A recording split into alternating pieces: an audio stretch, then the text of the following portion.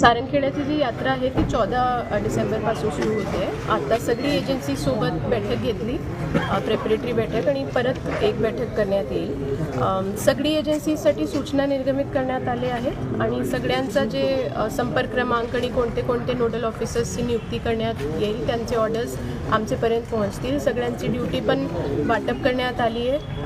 Facilities map सगळी केली आहे आणि यावेळी सगळी जी आपली सुविधा वगैरे आहे त्यांचं मॅपिंग, त्याचं मॅप प्लस लोकांचं जे एंट्री आणि एक्झिटचं मॅप आहे, पार्किंग फॅसिलिटी, बस, गाडी, बाईक्स यांच्या फॅसिलिटी कुठे करण्यात येईल त्याचे सगळे मॅप्स आम्ही करत आहोत. एक public announcement system lost and found.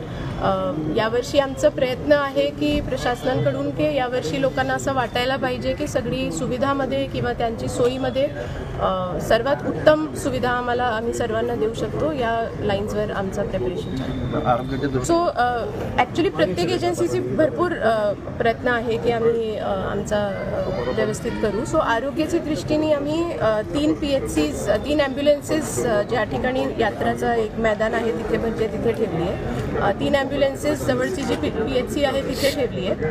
PHC आमची 8 किलोमीटरवर आहे, हॉस्पिटल 15 किलोमीटरवर अवेलेबल आहे, तिथे पण फॅसिलिटी ठेवली आहे. प्लस पाण्याचा जे पिण्याचं पाणी असतो त्याचं टेस्ट करण्यात येईल आणि जे इनफॅक्ट जे जेवण हाताळतात त्यांचा पण हेल्थ टेस्ट एक असते, त्यांचं स्टूल एक्झामिनेशन आणि विडालचा टेस्ट असतो, ते सोबत करण्यात येईल. आणि at any point of time ज्यांना पण हेल्थची फॅसिलिटीची गरज लागेल 24 तास आमच्या हेल्थचं स्टाफ अवेलेबल राहते.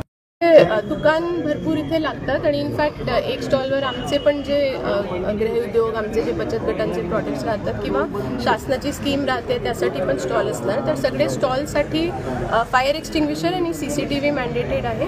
इनफॅक्ट प्रशासनाचं पण एक command and control room setup करण्यात येईल ज्यामध्ये वेगळी एजन्सी सोबत बसू शकतात. तर पोलीस प्रशासन, RTO प्रशासन आणि बाकी जे डिपार्टमेंट्स आहेत त्यांची 24 तासासाठी ड्युटीज लावण्यात येईल.